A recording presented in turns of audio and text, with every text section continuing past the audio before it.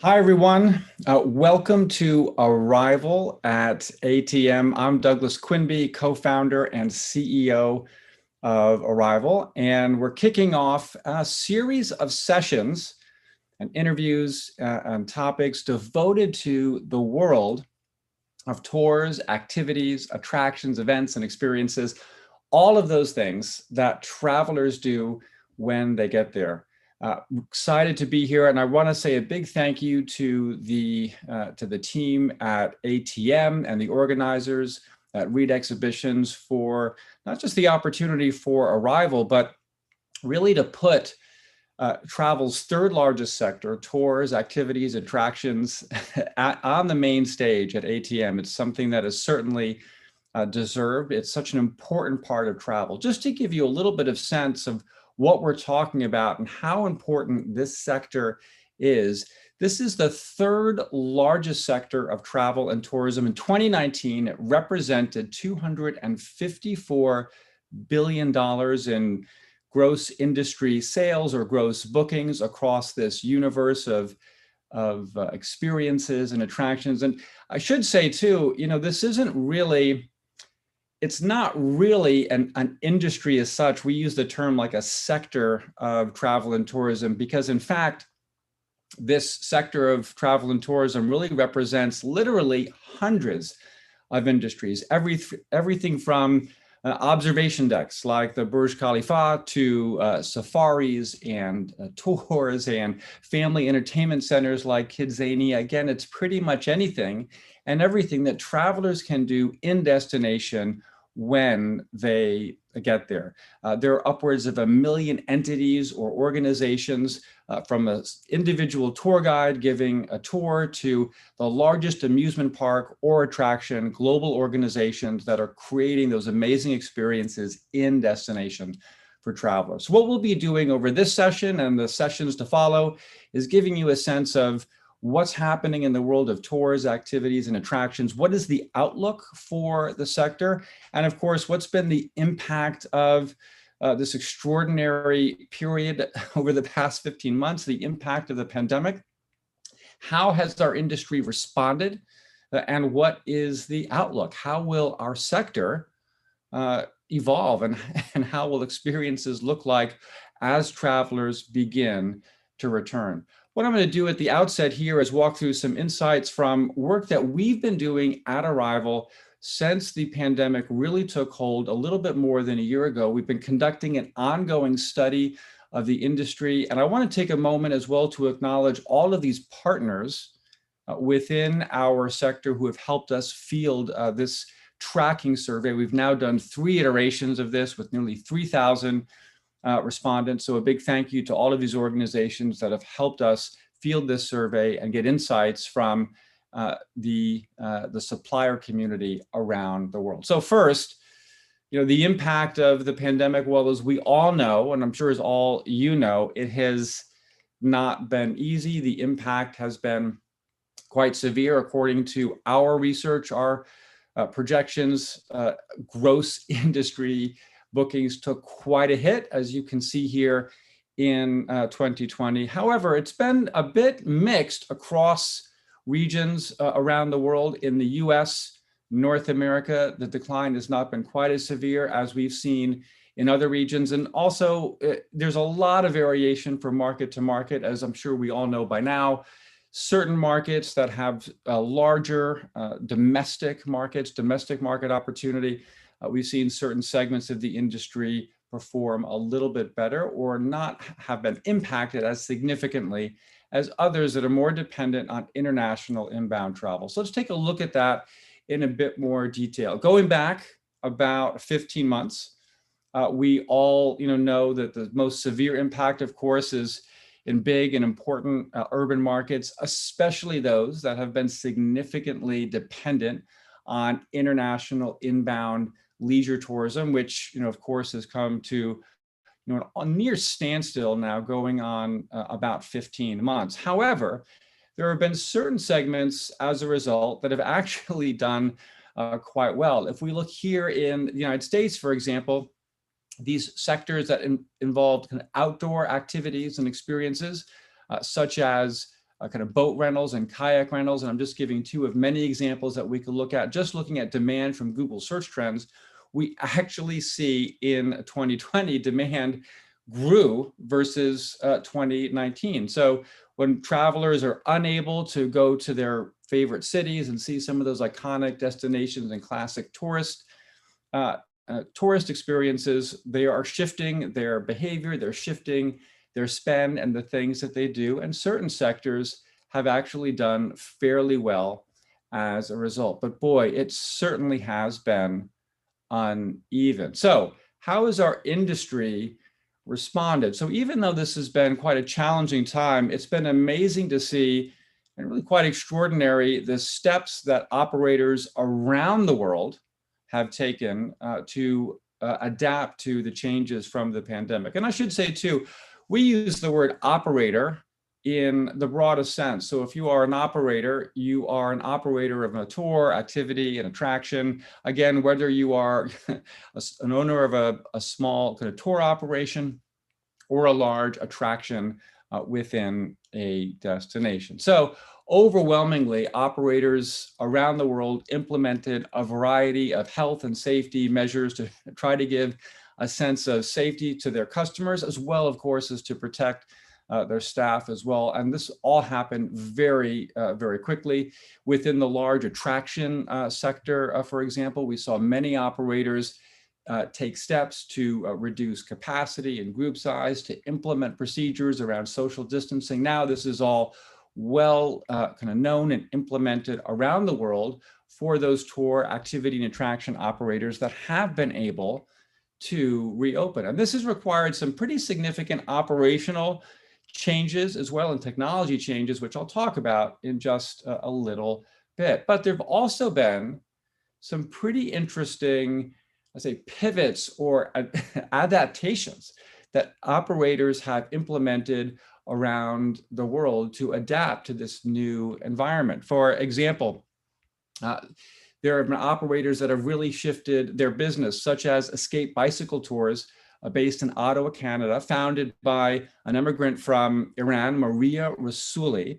So she runs a bicycle tour in the city. When she had to shut her tours down, she shifted her model and began renting out her bicycles on a long-term basis to locals who were a little less hesitant to use public transportation in the city. So a really interesting pivot. And it's something that we've seen bike tour operators around the US and North America do to a certain degree. We've also seen shifts, for example, in the world of food tours and food tourism. This is a sector, it's been one of the fastest growing and most interesting areas of tours and experiences over the past 5 to 10 years. We saw many food tour operators shift their business when they can't run food tours to creating food tours in a box or becoming gift box businesses. Some have done quite well. It's quite extraordinary to see in some of the stories of companies such as Teresa Nemitz of Milwaukee Food and City Tours, who have effectively shifted their business from a tourism business to, in a way, a packaged goods and logistics business. It's quite extraordinary. Even in the case in Dubai as well, we have Ocean Air Travels, one of the leading DMCs in the UAE. And we're going to hear from the CEO, Assam Salah, and a roundtable coming up a little bit later, who in the middle of the pandemic in 2020 launched the Al Khaimah restaurant, which is not just a restaurant, but it's a place that celebrates local Emirati cuisine for both locals as well as tourists. And we'll get to hear from Assam about how that has gone, but quite a gutsy move in the middle of a pandemic to launch a new area of business. So these are just a few of many examples around the world of how operators have taken some pretty bold and interesting steps to be able to adapt and to see their businesses through what has been an extraordinary and challenging time. Now, the next big theme, a big shift that I want to talk about, and we'll spend quite some time talking about this in the sessions and the interviews that follow, is what I think of as the tech acceleration or the rapid digitization of tours, activities, and attractions. And I highlight this because And really, since this is almost, you could say, one of the reasons why we founded Arival back in 2017, because we saw that this sector of travel and tourism had really lagged the rest of this global industry in digitization, in the adoption of technology and the enablement of their customers to plan and book their tours and experiences in market. Just to give you a sense here, our sector was upwards of 10, almost 15 years behind in terms of online booking penetration, so the share of all bookings that were taking place online.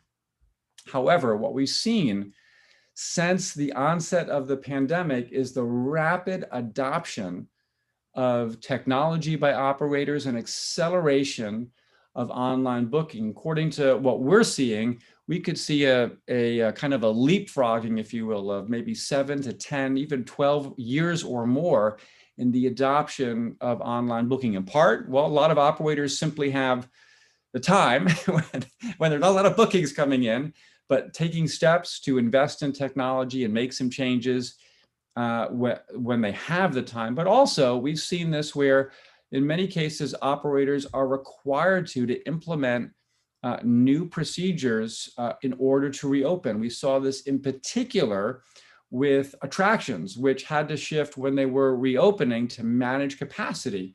And they needed to know, well, how many people are coming? They only can support a certain number of people to maintain social distancing. And also, they needed to capture contact information in order for contact tracing. This was something that, of course, was not possible in an older world of paper tickets and people simply walking up to a ticket booth and walking right in. So we've seen a real acceleration in the adoption of online advanced purchase, especially for ticketed attractions, as well as this concept of timed entry. So you want to go to the aquarium? Well, show up here at 10 a.m. on this date, and that is when you can go in. Now, this also raises a really interesting question about the future as well, because we've also seen, especially for the world of attractions, one of the things that's really important to travelers in destination, in market, is the idea of flexibility, of being able to do what you want, when you want to do it. And we found from some research that has recently been done that a certain percentage of visitors, about 30%, say, they're really a bit turned off by the idea of having to pre-plan their visit and show up at a particular time. So a really interesting question, especially as we emerge from the pandemic. Will some of these changes really take hold, or will attractions have to pursue more of a hybrid approach? Clearly, the idea of online booking, capturing customer data, there's enormous business benefits as well, but we'll also have to see how we can balance that by enabling and fostering that option, that that desire we all have, right, on our vacation for flexibility, right? I don't want to necessarily have to wake up at 7 a.m. for that 8 a.m. departure. This is my vacation. I want to do what I want when I want to do it. The last big theme around technology and innovation, but also disruption, I have to include, of course, and it seems like in every travel presentation, is Google and what's happening there. I'll just say there's been lots of discussion and chatter within our industry about investments that Google is making in a new initiative, which they're calling Google Things to Do, to enable direct kind of advertising links and also direct links into the websites of attractions to facilitate booking through that kind of Google My Business listing. So there's a lot happening here. We'll talk about this a bit in the sessions to come. But as in every other sector of travel, also in tours, activities, and attractions, Google has made their way here. And it's something that we all have to keep a very close eye on. Now, another theme within tours and activities and attractions over the past certainly 15 months or so has been virtual tours and experiences. Well, we can't go there. We can't welcome our guests, so let's do it online. And we've seen operators small as well as platforms large step into the sector, the likes of Airbnb's online experiences, We've seen Amazon step in with a really interesting and kind of different approach with Amazon Explore, and many operators all over the world kind of step in and try to stay connected to their customers and also generate a little bit of revenue. It seems pretty much, these days, all of us can get just about anything virtually online if we want today. But when we really look at what's happening, we've been asking operators about this.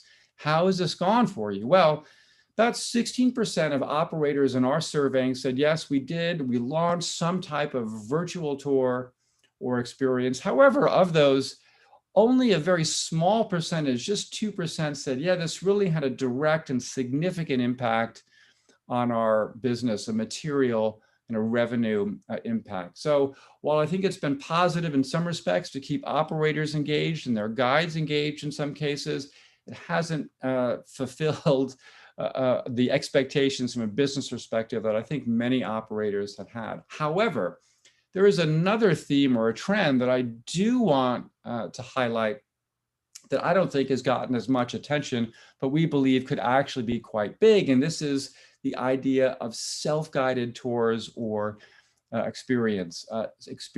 This is the possibility of coming to a destination and doing a tour directly on your own through an app that guides you and informs you and engages you over the course of your experience. This in that destination. There have been literally dozens of startups that have stepped in over the past 5 years or so to create these new types of experiences for those travelers who generally don't want to travel in groups or spend money on tours. They want to do something a bit more independently and are a bit more connected to their phones, like I guess all of us are these days. And it's important to point out too that self-guided is not actually a new thing. In fact, most travel really is self-guided, but even when it comes specifically to tours, in our own research, we've seen, and this is pre-pandemic, that 1 in 10 travelers had done some type of self-guided tour via their mobile phone, and 1 in 5 tour takers had also done a self-guided tour or experience. And this is something that we think, especially as travel resumes,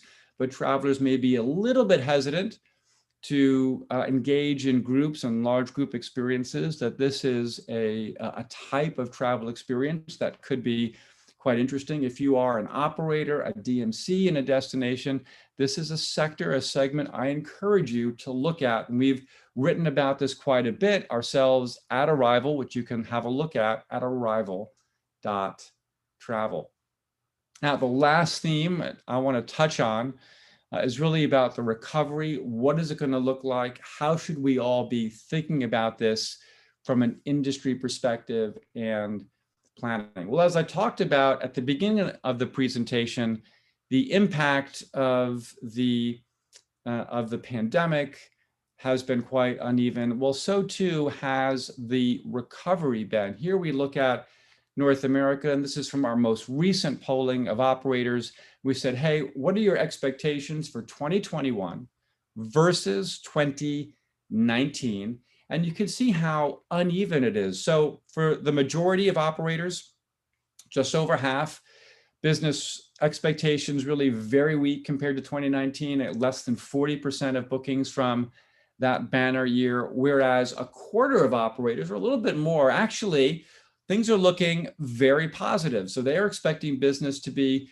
close to what it was in 2019 or even greater. Now, in Europe, things are not quite as optimistic. Most operators are a little bit more in that negative camp. But again, you have a very, very split kind of market here, very, very split, uneven outlooks. And we see the same thing playing out that we saw last year. Certain segments, certain sectors actually doing quite well. We can't necessarily go to the classic tourist attractions yet and do those group tours and things that we would like to do, although that's changing and hopefully quickly. But we can do a lot of local experiences, adventures in our backyard, outdoor adventure experiences, and we see certain sectors doing that well. Of course, those destinations that are still really impacted by international inbound travel will continue to really struggle over this period. But we even see in markets and cities and destinations in the United States, which have been open, that demand has been very, very strong.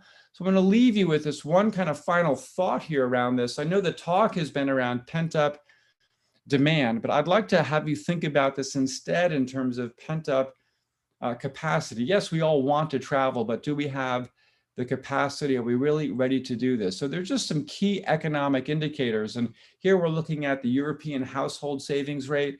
We can also look at things like the overall consumer sentiment indexing.